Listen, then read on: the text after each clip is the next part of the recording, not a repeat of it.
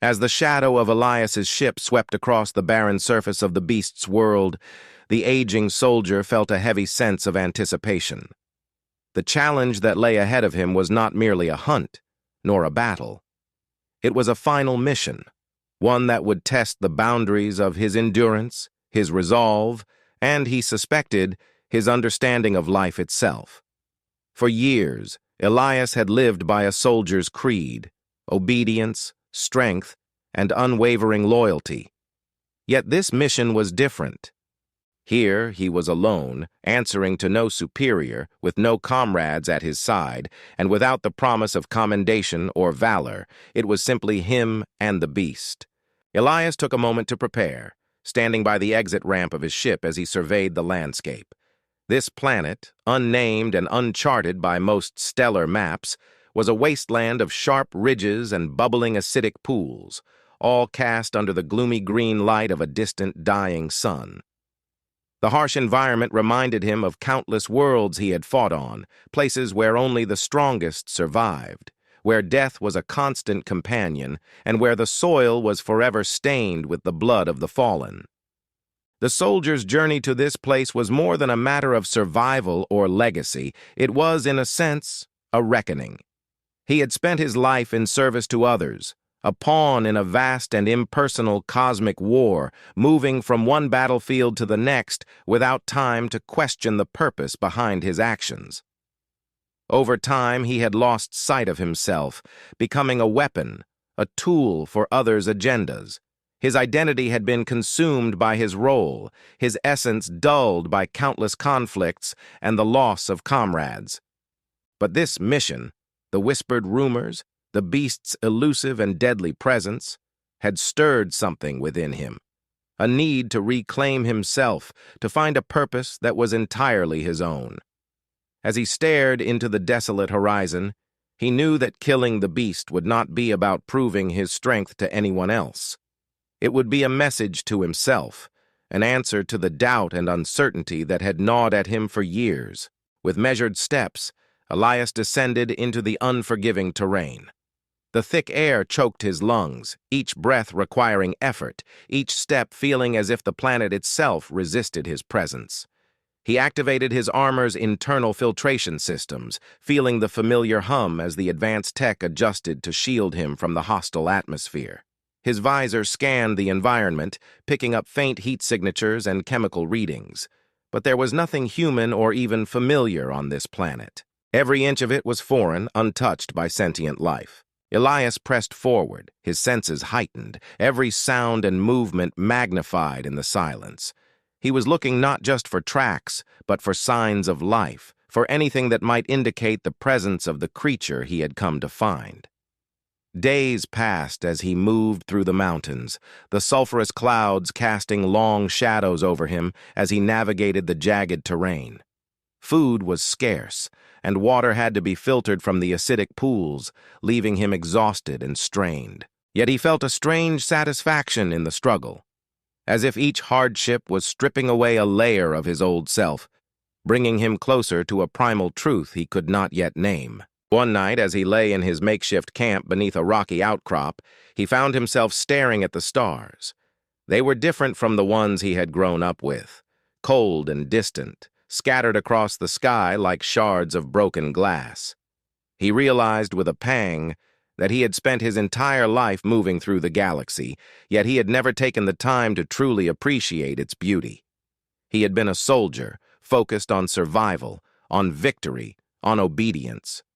But now, in the silence and solitude, he felt something shift within him, a quiet yearning that had long been buried under duty and discipline. It was on the 10th day that he first saw the beast. He had been following a trail of claw marks etched into the rocks, their sharp edges glinting in the dim light. The path led him to a high ridge overlooking a vast, desolate valley, and there, in the distance, he saw it. A massive black silhouette moving with a fluid grace that belied its size. The beast was larger than any creature he had ever seen, its body covered in scales that shimmered like dark glass, reflecting the sparse light in eerie patterns.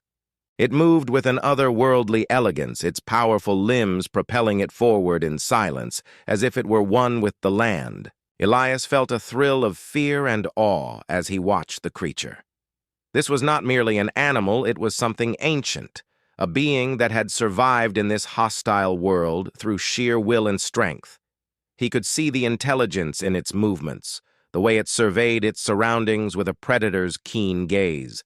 This was a creature that knew its domain, that understood the balance of life and death in a way that transcended human understanding.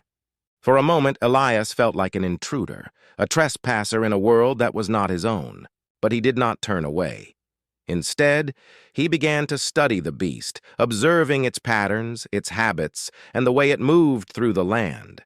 He spent days tracking it from a distance, learning its rhythms and tendencies. He watched as it hunted, dispatching prey with a swift, brutal efficiency that left no room for error. He noted the way it seemed to sense danger, avoiding traps with a subtle awareness that suggested more than mere instinct.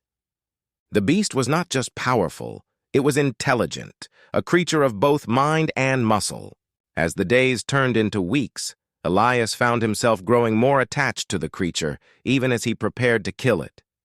He felt a strange kinship with it, a sense of respect that went beyond admiration. The beast was everything he had once aspired to be, strong, resilient, unyielding. It was a creature that lived by its own code, bound only to the laws of nature. In it, he saw a reflection of the warrior he had once been, before duty and obligation had stripped him of his autonomy. Finally, the day of confrontation arrived. Elias had set his trap in a narrow ravine, a place where the beast would be forced to confront him directly. He had positioned explosives in the rock walls, primed to detonate if the creature tried to escape. He stood in the center of the ravine, his weapon raised, his body tense with anticipation. The beast appeared at the edge of the ravine, its massive form silhouetted against the greenish sky. It paused, its orange eyes locking onto him, and in that moment, Elias felt a surge of emotion he could not name. The creature did not charge, did not roar or lash out. It simply watched him, its gaze steady and unflinching. There was no fear in its eyes, only a quiet, ancient understanding. Elias hesitated, his finger hovering over the trigger. He had come here to kill, to prove himself. But now, in the face of the beast, he felt a profound sense of doubt. This creature was not his enemy. It was a part of this world, a being that had existed long before he had set foot on this planet and would likely continue long after he was gone. Slowly, he lowered his weapon, his gaze meeting the beast's. In that silent exchange, he felt a connection that transcended language, a bond forged not through words, but through shared experience. He saw in the beast a reflection of his own struggle, his own journey. They were both survivors, beings forged by hardship and shaped by their environment. With a quiet sense of reverence, Elias took a step back, his heart heavy with a strange, bittersweet peace. He had come here to kill, but he realized now that killing the beast would not bring him the closure he sought.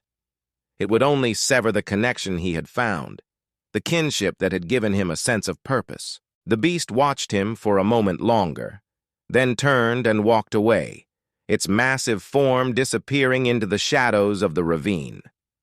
Elias stood alone, the weight of his decision settling over him.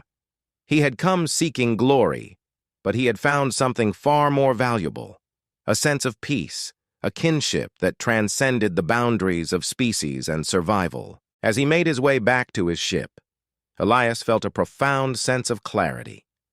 He had faced the beast, not as an enemy, but as a kindred spirit, a being that understood the harsh beauty of existence. He had found purpose not in victory, but in understanding, in the quiet acknowledgement of a life well lived. And as he looked back at the desolate landscape, he felt a quiet, unshakable certainty. He was no longer a soldier seeking validation, no longer a man defined by the scars of war. He was simply Elias, a man who had come to understand the true nature of strength, of survival, and of peace. And in that understanding, he had found a sense of belonging that would stay with him for the rest of his days.